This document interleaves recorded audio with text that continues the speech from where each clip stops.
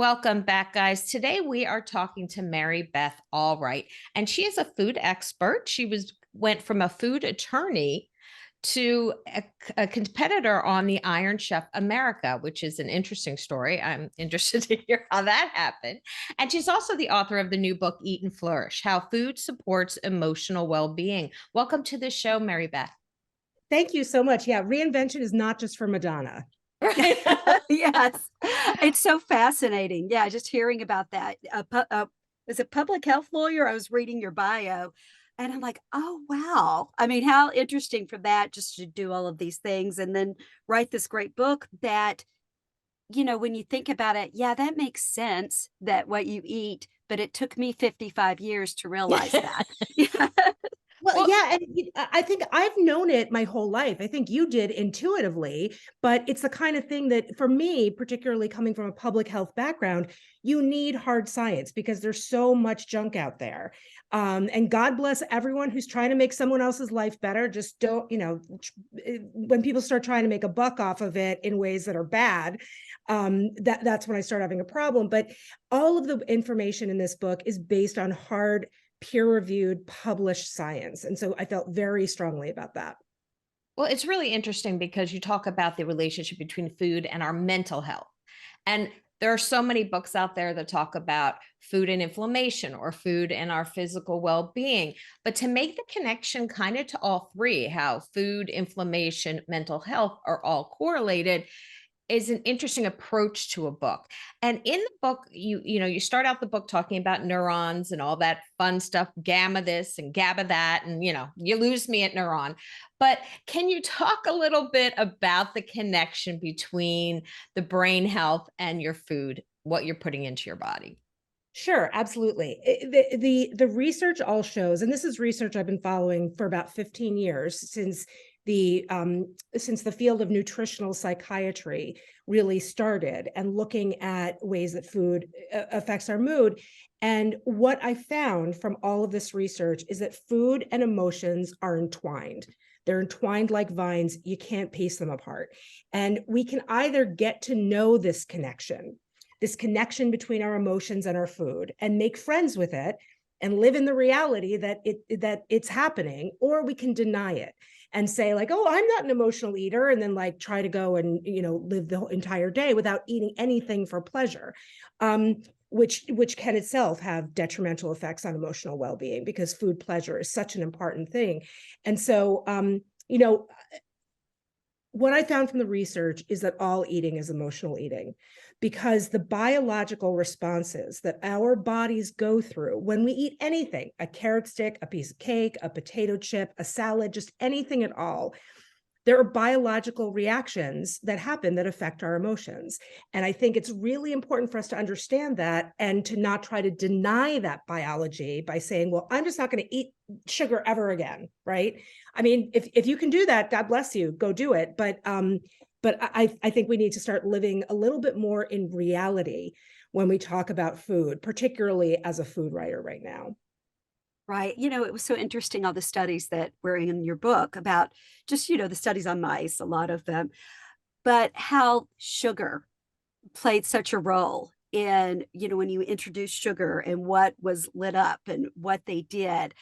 I found that so fascinating, but it was great, like you said, just to have the study there to prove it. Because Can you talk about that study so the listeners know?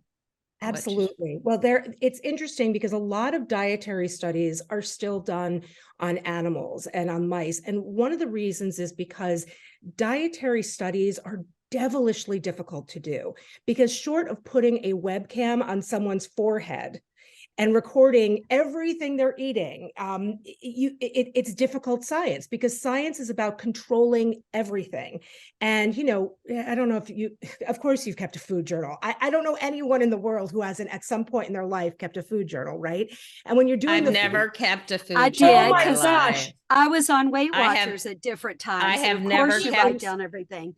You ought to see her figure. She hasn't. No, that's not. Oh, please, menopause. Thank you. But literally, I have never in my life written down what I've eaten in a day. I wouldn't. Oh, I have. It would be depressing. I wouldn't want to Yeah, know. I agree with that. And that's one of the reasons why this research to me was so freeing, because it's not about writing down every single thing that you're eating. It's about having a food pattern. And when you have a specific food pattern, that includes whole grains, that includes leafy greens, that includes fatty fish, like all the things that you've heard for a really long time are good for you. When you have that dietary pattern, you can have some sugar and it doesn't mess with the system completely, because the body is more than a container for parts. It is a system, it is a holistic system. And if you're sitting down at a meal and you want to eat something, and you don't, that's going to affect your emotional well-being as well. And so we get into a lot of that science in the book. And some of the things that you're speaking about specifically that can be done on humans is tracking what your brain activity does while you're eating. And these can be done in two ways. The one that I did was in an fMRI, a functional MRI machine. So I spent an hour and a half in there. They just like wheeled me in. I actually don't mind them. I know, I hear you. Like the claustrophobia is real. And like the sort of like, wow, is this what death feels like? You know, I would love to have seen a picture of that though, with the oh, milkshake. I would have loved to have seen a photo of how that happened, but go ahead with this. yeah, well, there's Talk about actually a that. video. Oh, I did a video for the oh, Washington good. Post. It's funny Oh, because you good. can't have the camera in the room because there's no Yeah. metal in an fMRI. So it's and you know, there were half a dozen scientists watching me the whole time and they were talking to me and stuff. So And what were you eating while you were in the MRI? So I worked with a gentleman named Eric Stice, who is a researcher at Stanford University, and he usually does his research surrounding milkshakes and how ice cream affects our brain. So I showed up on his doorstep with you know, the milkshake, but also a kale juice and a bottle of Cabernet Sauvignon. And I was like, I want to see how my body. Really, I just wanted a glass of wine, but on working hours. But also, it was really interesting to watch different parts of my brain lighting up. And you can do even more, you can do even deeper studies on animals, because you can, you know, see there, it's a very controlled environment. You know, you can make sure that you know exactly what a mouse is eating, and you can feed one mouse the same pellets as the other mouse, right? But one of the most interesting mouse studies was involving the gut microbiome. And we can talk more about what the gut microbiome is, but for now, just know that mice who are raised with early childhood trauma, and that includes taking them away from their mother super early, that includes putting them in a maze that has no end, that kind of thing. Mice that go through early childhood trauma, even though they're on the exact same diet as another mouse, will have a different makeup of their gut microbiome that affects the way that they act, more anxiety symptoms, more depression symptoms. We don't know if they were actually anxious or depressed because you can't ask a mouse those questions, but they were exhibiting those symptoms. So once they gave the mice a probiotic that is just found in regular yogurt, right? Any yogurt that you can find on the shelf in a refrigerator section, they had the decreased stress response equal to, in some cases, the antidepressant Lexapro. And I want to make sure that nobody thinks that I'm saying throw away your Lexapro. I benefit from medication every single day. I have a therapist who I talk to every single week. You know, food is a tool in the toolbox that we have to address mental health right now. And because we have such a global mental health epidemic, we need all the tools we can get. You know, that brings me just so many neat things in the book that you talked about. And this is later in your book where you talked about weight and the effects of weight. And then you were talking about a food journal. And I have done Weight Watchers twice in my life. And I found myself in this mental, like you said, writing it down, but all I thought about was food. All I thought about was what I could eat at my next meal. How many points do I have left?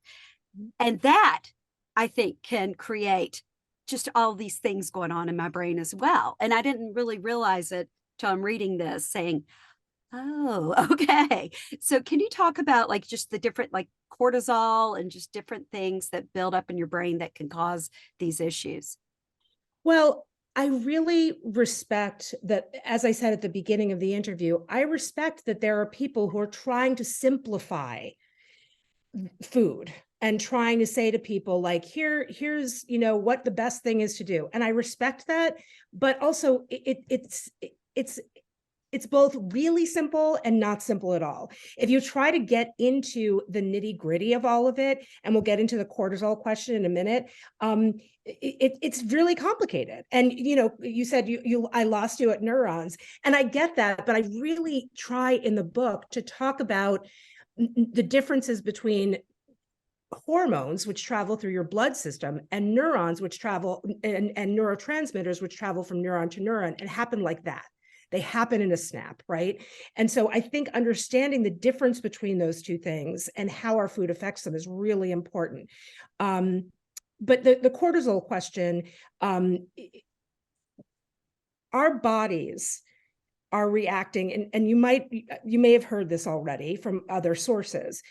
Our bodies and our environment are a mismatch. It's an evolutionary mismatch because our bodies have gone through this evolution to respond to food shortages, to respond to needing to fight people off physically, you know, that kind of physical violence or aggression and that kind of thing.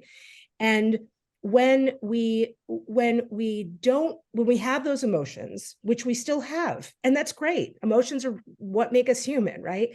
When we have those emotions and we don't acknowledge them, or we try to stuff them down, that it is shown that cortisol can build up, that there are a lot of detrimental things that can happen to our bodies. And having a regular food pattern, including the Mediterranean diet, I think that's one that most Americans are really familiar with. Having a dietary food pattern that includes, yes, certain foods, absolutely, but I'm not going to tell you like eat all blueberries and you'll be fine, you know, have 10 walnuts and you'll never have depression again. That's not the message of this. But this dietary pattern that includes eating with other people, that's part of the Mediterranean diet too. I mean, we always like to try to look at the specific foods and the specific nutrients, and that's not what food is about. We know that food is love. We know that food is comfort. We know that food is bonding with other people. And yet, when we talk about food for health, we don't talk about any of that. So I really wanted to incorporate that research into the book. We interviewed Dan Buettner last season, who talks a lot about social connections and having positivity as being part of the eating experience. It's not just what you're eating, but who you're eating with. So, and as we get older, that becomes harder because not everybody has social connections. And then the pandemic hit, and a lot of people were eating by themselves or via Zoom. So that social component can be even more challenging. With the book, you seem to it seems to be divided into your acronym PING, which is pleasure, inflammation, nutrients, and gut biome. Why did you divide it that way, and why are you using PING? Because it's funny when you were talking about eating over Zoom. It's the word that people in like Gen Z are using is skeeting, like eating over Skype. So yeah, and that's huge, you know, like mukbang videos on YouTube where people eat enormous amounts of food and people get vicarious pleasure from that. Those are huge too. So it's that whole area is fascinating. But PING, I put that together because when I'm sitting, so first of all, where did it come from? Is the past 15 years of research. I mean, I have bankers boxes of journals and articles that are printed out, and I sort of wanted to take a step back and say, okay, let's take this from neuroscience. Let's take this from nutrition studies. Let's take this from gastronomy. Let's take this, and you go across the board and look at all different scientific disciplines and then bring them together. And those four things, pleasure, food pleasure, which by the way, pleasure is a form of nourishment. Pleasure, inflammation affects our emotional well-being anywhere in the body. And food can help with that or hurt with that, depending.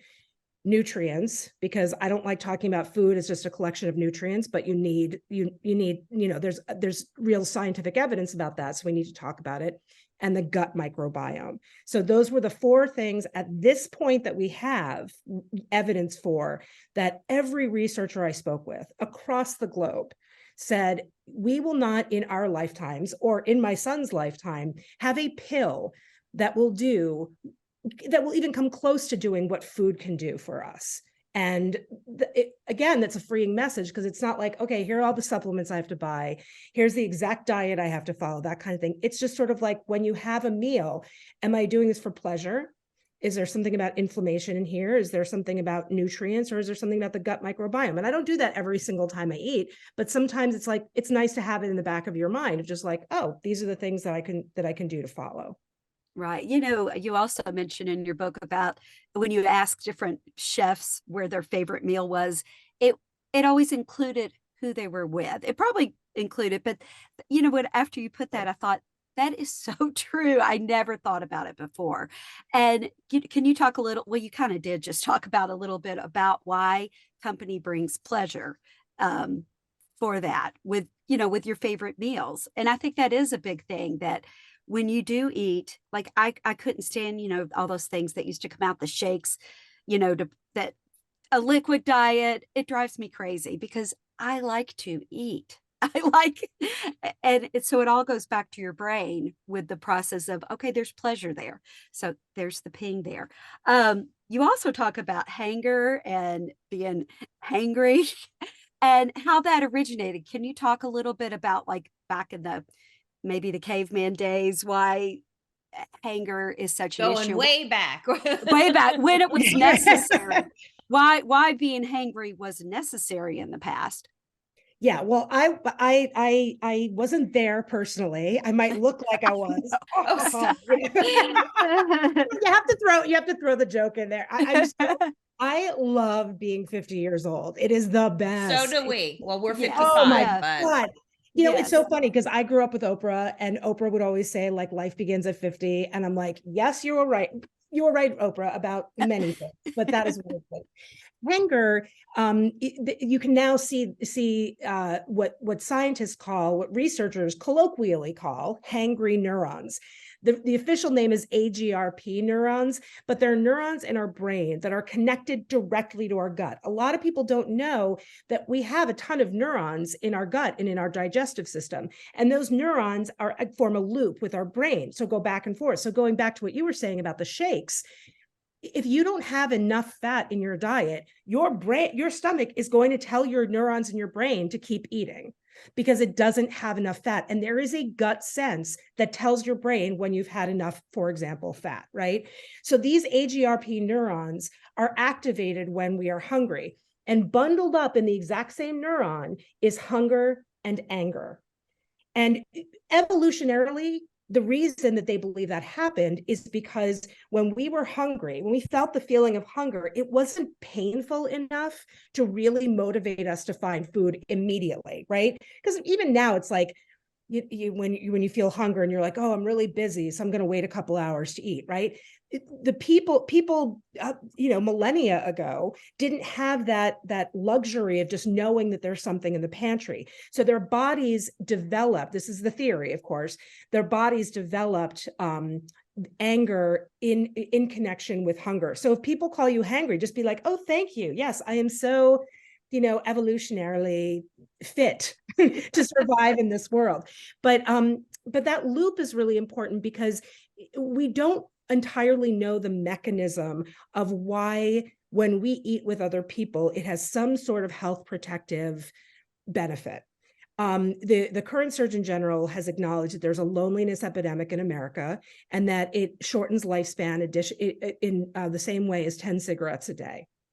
And we don't know why eating with other people has this health protective effect, but it does. And I call it the feast paradox in the book, because the more we eat with other people, the more food we eat. When we eat with other people, we usually eat a little bit more. I mean, not particularly surprising. But when we eat with other people, we also have better health outcomes. And other countries like Japan writes the word is ikigai, which is a life worth living, and that's actually written into their Department of Health and Welfare policies, that you want people to have a life worth living. And part of the way that you can do that is to eat communally with other people. And there's been a lot of evidence about the importance of that. And we think about it for our kids all the time, right? Yeah. Yeah. Like so many of us, I'm like, oh, well, I got to do this for my son. It's really important. It's like, I'm a human too, and I need that. I mean, what is good for our kids is very often good for us too. And I don't want to universalize it. I often forget that. Yeah. Well, we Yeah. normally don't put ourselves first. We normally put ourselves at the bottom of the list. Mm. Let's talk gut biome, microbiome, because as someone who has suffered from IBS and gastritis, you name it, all that fun stuff, always have to be very careful when I'm eating, especially when I'm going out to dinner. And that does take some of the pleasure away from it. Can you talk? I had no idea how much serotonin was located in the gut microbiome. Can you talk a little bit about that connection? Yeah, so 95, that what we're talking about, and I want to be specific about that, 95% of our serotonin is manufactured or stored in our gut. And a lot of that is influenced by the gut microbiome. Take a step back. The gut microbiome is a collection of trillions of bacteria and viruses and fungi that live in our digestive tract. And that's our mouth all the way to the other end. And these are living things. These are trillions of living things that live inside of us and are not, they are not human. They are not human cells. They live inside of us and they're microbial cells. And those microbes have been with us since the beginning of our evolution. And those microbes have evolved with us to do certain things that the human body can't do on its own. So, for example, we now have evidence over the past 20 years, and it was really a like great timing because at the same time that we declared the human genome mapped, we started getting this really interesting stuff because we figured out like we're all 99.9% the same. So what is it that makes us different? And so we switched, and the government switched to this gut microbiome aspect of like, how are the bacteria making us different? And we found that the gut microbiome, what bacteria you have in your body, because everyone's is different, it's like a fingerprint, what bacteria you have in your body influences social anxiety, influences sleep, influences metabolism, also how you metabolize drugs, like, right? Like one drug might work for somebody, one drug doesn't work for another one. It's not necessarily genetics. It could be those microbes inside of you metabolizing what you've taken. And I'm glad you mentioned IBS because the thing that microbes eat is fiber. We need to have enough fiber for those microbes to eat and flourish, because if they don't, then they're going to start eating other parts of us, for example, the gut lining. Now, there are a million reasons why IBS could happen. And one of my fears with writing the book was I never wanted anyone to be like, oh yeah, she has IBS, she needs more fiber, or oh, she's depressed, she just needs more walnuts. No, that is not that. And that was my biggest fear, because there are a million things, but that's why I think the book is important, is because it looks at the human body as a system. It's a holistic system. Food is an extremely important part of it. It's a part that we put into it every single day. And it's a part that there's a lot of science about. So let's talk about that. But I am in no way saying just eat enough fiber, your IBS will go away, right? It's a totally, because for example, they found in mice, remember those early trauma mice, a lot of them alongside depressive and anxiety symptoms also had digestive problems. So that's it's a food issue, but it's also a bit, just as there are many aspects to a human being, there are many aspects to emotional well-being. You also, and I saw one of your videos too, where you did your little test, your little kit, and to check out your gut biome and everything like that, and how the 30 plant foods versus the 10 plant foods. Can you talk about that? Absolutely. This is one of my favorite studies in the whole book. It was done by the American Gut Project, and the top microbiome researchers in America were involved in this. And it showed that, so the power of any ecosystem is diversity. When you have an ecosystem, you need to have diversity within that ecosystem so everything can survive, that everything can rely on each other. And the same is true of our gut microbiome. People with more diverse gut microbiomes, different kinds of bacteria, different kind of fungi, different kinds of viruses, have better health outcomes. So if we're looking for diversity of the gut microbiome, the whole idea of just eat blueberries and you'll be fine is wrong, because if you eat blueberries all the time, you're not going to have that diversity, which you need. And what the American Gut Project found is that people who ate 30 plants per week had a far more it had a far more diverse gut microbiome than people who ate 10 plants a week. So think about it this way. You're probably already eating 10 plants every week, 10 different kinds of plants: wheat, corn, lettuce, tomato. Even if you eat hamburgers, you're probably eating like 10 different plants a week, right? But getting to that 30, if you, and I focus on this like once a month when I go to the grocery store, I'm like, I'm going to get 30 plants in my cart. Sometimes the best way to do it is to just go to the salad bar and to just spend the extra money to just like put different vegetables in, right? But, and somebody once asked me, does dinosaur kale and regular kale count as the same? And I was like, honey, if you're counting different kinds of kale, you're doing fine. You know, you don't need this advice. Good for you, you know? But that idea of 30 plants sounds really big and really overwhelming, except if you say to yourself, like, okay, I usually eat rice. This week, I'm going to buy a bag of lentils instead. Right. And you're getting a different kind of plant in. So, and I'm a big fan of the pre-cut salad bar, big fan, because I do live alone some of the time. You know, it's just, it feels luxurious at the same time that it feels sort of like, oh, I'm, you know, fresh and doing something good, right? Because it feels like such a luxury to have like little different, it's like a fruit plate. If you have a fruit plate with like little bits of different kinds of fruit on it, it just feels like a luxury to me. I don't know, like one slice of orange. Oh my God, where's the rest of the orange? You know? That's such a good idea. The salad bar thing is such a good idea, because then it's already there and made. And you know, although in your book, you also talk about dealing with different emotions and the food prep that can go with it. So, you know, I really, you know, that part of the book where you broke it down to the different emotions and how you feel in the foods that are helpful for those emotions. And definitely the emotion of joy had much better effects on the body than anger and sadness. So can you share a little bit about that, about the emotional part or the emotions that come with food?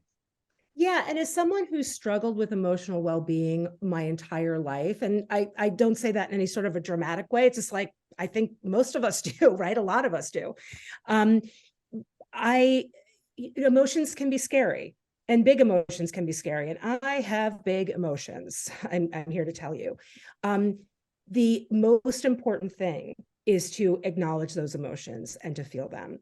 My father passed away a few weeks ago. Oh, And sorry. and it was a complicated relationship. And it's still grief. It's not the same grief as other people's grief. It's grief, though. And so there are a million different ways to be happy. There are a million different ways to be sad. And, you know, grief doesn't always involve sadness. That's the other thing, or it does, and then it goes away and then it goes. So what I think is the most important thing, I go through the 4 basic human emotions, which are mad, sad, glad, and fear. That comes from psychology. That doesn't come from me, basic psychology. And within those, the way that your body uses food is very different. So for example, when they have done tests on stressed people's urine, they find extra magnesium in their urine. So that is believed that when you are stressed out, you need to have just an intake of more magnesium to replenish what is being depleted. And there's more research to be done there, a ton more. But as I said, you know, it's very hard to do diet studies on humans. And in a way, because I am a health policy lawyer, that was my background, and that's how I got into this at the Surgeon General's office. I'm really concerned with how we can put this into policy, and with saying, you know, the inequities, because what my book addresses is the downstream effects, right, of what you're eating. But there are so many upstream issues that deal with mental health and that deal with food access and that deal with inequality. all of those things, these are not mutually exclusive, right? We need to address all of these things. And to me, having a better food policy and access to fresh foods and less expensive fresh foods would actually be a really huge step toward making all of this way easier for anybody, regardless of where you are in America. Well, along those lines of more inexpensive healthy food, I saw that you had said that I think 60% of people eat ultra processed food, or it's 60% of their diet. Yeah. And I think that number has actually gone up since I wrote the book. Really? You know, I just saw a new study last week, which I haven't focused too much on yet, but I need to take a look at. But yeah, it's more than half of the average American's diet is ultra processed foods. And those can really, I haven't waited for your question, but I will just say those can really. I mean, pretty much my question is that if 60% of your diet is ultra processed food, inflammation is going to be a problem. And we have talked to enough experts that have said inflammation, whether it be for menopause or just for your natural lifestyle, really can affect your physical health. So can you talk about that connection with ultra processed foods, inflammation, mental health? Yes. And this is something that we've, again, only found out in the past 20, 30 years, that inflammation anywhere in the body for any reason, as you just said, can wreak havoc on our emotional well-being. The reason is because whenever we have the inflammatory effect is part of our immune system. So when our body senses a threat, you cut your finger and, a little paper cut and it gets red and swollen. That's an inflammatory effect. So when it comes to when you have that inflammatory effect, inflammatory compounds get released into your bloodstream. And as we talked about before, hormones travel through the blood, and it was thought, okay, well, then the brain is protected. The brain, sends neurotransmitters. So it's protected from the junk that's floating around in our blood, right? Such as inflammatory compounds. It was known as the blood-brain barrier. And people used to think that blood-brain barrier was impenetrable. I mean, in the 20th century, that was taught in medical schools. Do you love talking about in the 20th century? Back then. Yeah. It makes me feel something. I'm not sure what, but like one of my colleagues who is wonderful, she's Gen Z and she's fantastic. But the other day she referred to the turn of the century. And I was like, oh yeah, I got to start thinking about that. I know. Because to me, I'm like, oh, right. The 1900s. Yeah. But all of it is fair and all of it is adaptation. And I love it. I love it all. So at the turn of the century, we medical schools were teaching that the blood-brain barrier was impenetrable, that anything in the blood could not get through to the brain. Now we know that it's semi-permeable. So if you have very small, which is great because we don't want any of the waste products in our blood getting to our brain, right? But now we know it's semi-permeable, and if there are very small molecules in our bloodstream, they can get to the brain. And those inflammatory compounds are very small molecules, and they can get through to the brain and wreak havoc. And that's why we say inflammation anywhere, cut finger, broken leg, whatever it is, can get to your brain. Now, ultra-processed foods, the evidence shows that they cause inflammation in your body. This is a very blanket general statement. But when you're talking about ultra-processed foods, you're talking about the things that are absolutely not anything like in nature. I don't want to mention any name brands, but I think you get the point of what ultra processed foods are. Refined flours, refined sugars, industrial oils are a big culprit too, that oils that have to be created in huge amounts to feed the processed food system. And when we transfer those into, when we go from small batch oils to enormous processed oils for industrial use, something happens to that oil in the transformation. It's a chemical change. And so those chemical changes can cause inflammation in our body, which then becomes chronic inflammation if our diet is more than half of ultra processed foods. And then those inflammation compounds go to our brains. So that's when people ask me, like, what's one thing I can do? And it's like, just get rid of I'm not a fan of all or nothing. I'm a big believer that perfection is the enemy of the good in life.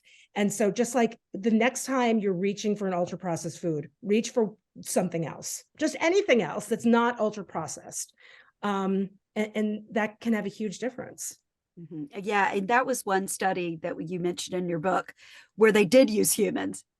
That was so controlled. And I guess they gave half. Can you talk about that one? Yeah. That study?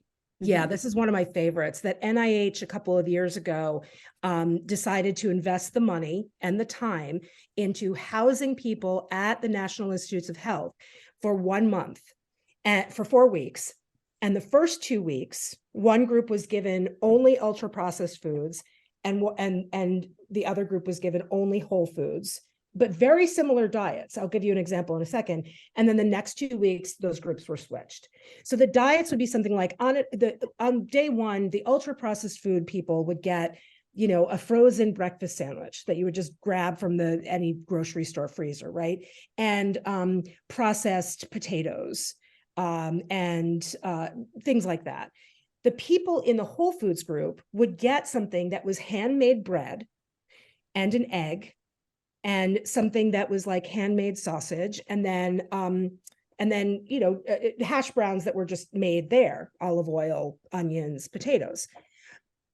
Same amount of calories in each meal, same amount of macronutrients and micronutrients, like everything was very controlled.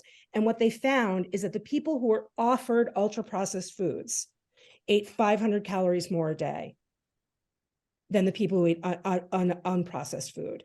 And it shows the sort of like the difficulty of the brain to control itself, or to control is the wrong word, to regulate itself when we are faced with things that are ultra processed to be fat, sugar, salt bombs, right? And the thing is like, if you offered somebody a homemade breakfast sandwich and a processed breakfast sandwich, they would probably reach for the homemade anytime, right? And so it's just interesting that what we've given away for convenience sake, the amount of health we have given away. And I'm not talking about, because here's what's also interesting. I just talked about calories. All of this happens independent of weight. You do not have to lose weight. It does not, this is not, and it's not one of those diets. It's like, oh, it's not about weight loss, but you'll lose 30 pounds. Like, no, this is just all of the evidence shows that it happens independent of weight. You do not have to be on a calorie restricted diet to eat for emotional well-being. And for me, that was really important. Yes, it was. Another thing you brought up was grocery stores. And I never thought about this, how the windows are just in the front of the grocery. And I didn't think, because can you talk about what they're trying to create there with the grocery stores and how now food is so available to everybody? Yeah, and not to demonize grocery stores or anybody else who's like, as I said, I understand this is the system we've all created, right? It's not like grocery stores are bad. It's like we're going to grocery stores. So it's like we've all created the system.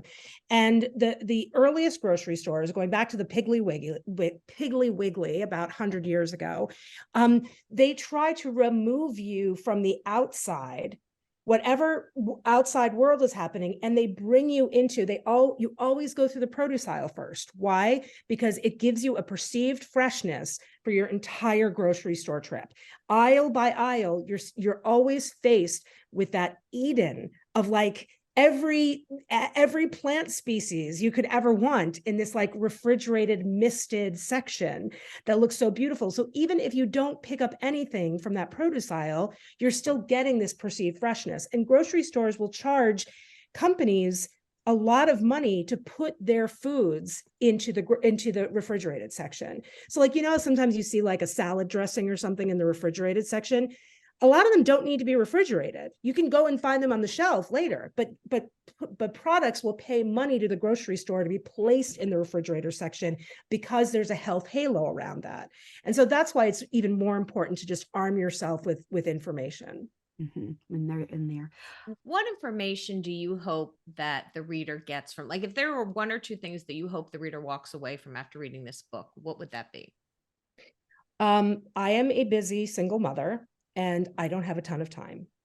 And I don't on a regular basis make 4-hour meals, right? So, and cooking, while it can be relaxing, can also be a real huge stressor. And I know that, and I think that is important to acknowledge that.